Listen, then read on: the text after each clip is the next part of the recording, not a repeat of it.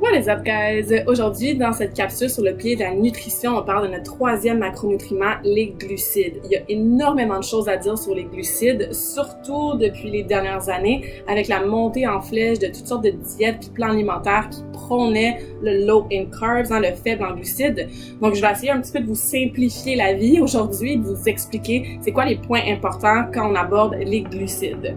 Donc, la première chose à savoir, c'est qu'il y a deux sortes de glucides. Il y a les glucides simples et les glucides complexes. Dans les glucides simples, on a d'un côté qu'est-ce qui est bon pour la santé, si je peux dire, donc tout ce qui est fruits et légumes. Les fruits, c'est du sucre, c'est du fructose, c'est un glucide simple, ça se digère rapidement. Les légumes, bon, moins de sucre, plus de fibres, mais ça rentre quand même dans les glucides simples.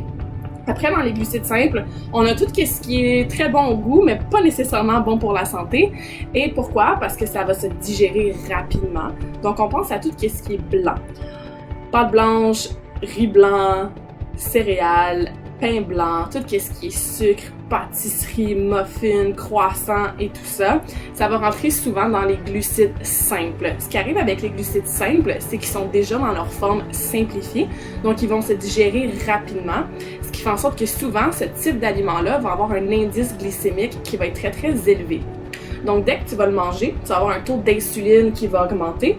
Et comme je dis souvent, tout ce qui monte, redescend. Donc, une fois que ton taux d'insuline va avoir monté, ça va redescendre. Et c'est souvent quand ça redescend que là, on a une petite fatigue, on a un craving, on a envie de plus de sucre.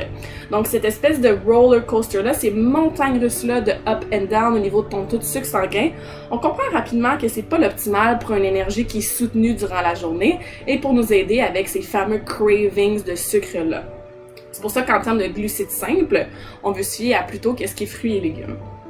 Ensuite, du côté des glucides complexes, le mot le dit, sont dans leur forme complexifiée, ce qui veut dire que le grain doit se simplifier avant de pouvoir être digéré, absorbé, utilisé et tout ça.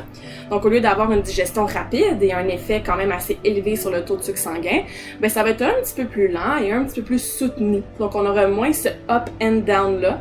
C'est pourquoi on veut bénéficier des glucides complexes et surtout les intégrer plus que les glucides simples, sauf les fruits et légumes, dans notre alimentation.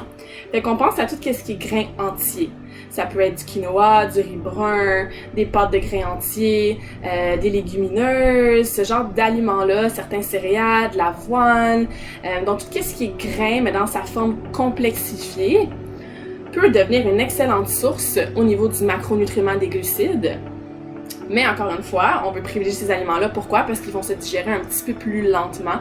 Ils ont plus de fibres, donc on va avoir le sentiment de satiété un petit peu plus qu'un gros bol de pâte blanche, par exemple. Et c'est juste tout simplement meilleur pour la santé en termes de, comme je disais, digestion, énergie, taux de sucre sanguin et tout ça.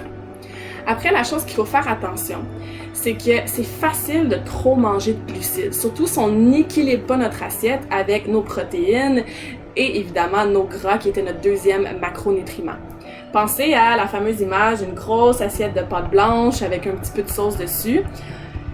Est-ce que là, d'avoir cette quantité de glucides-là, c'est peut-être pas l'optimal? Non.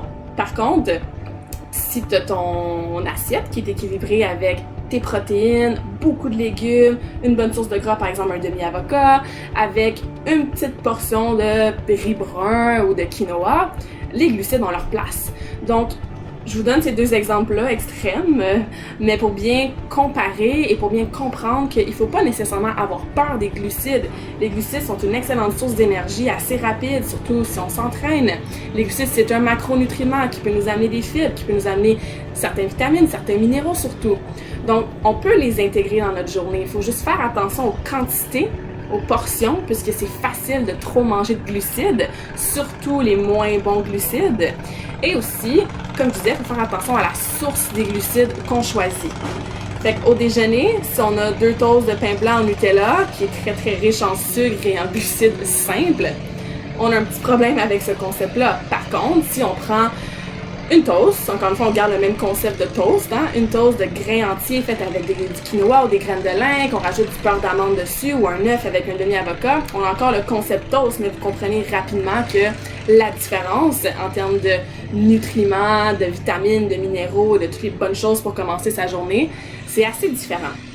Donc, ce que je veux retenir de la capsule, c'est qu'il ne faut pas nécessairement avoir peur des glucides. Il faut surtout faire le bon choix, la bonne qualité de glucides et faire attention à ses portions et s'assurer que c'est intégré dans une assiette qui est équilibrée.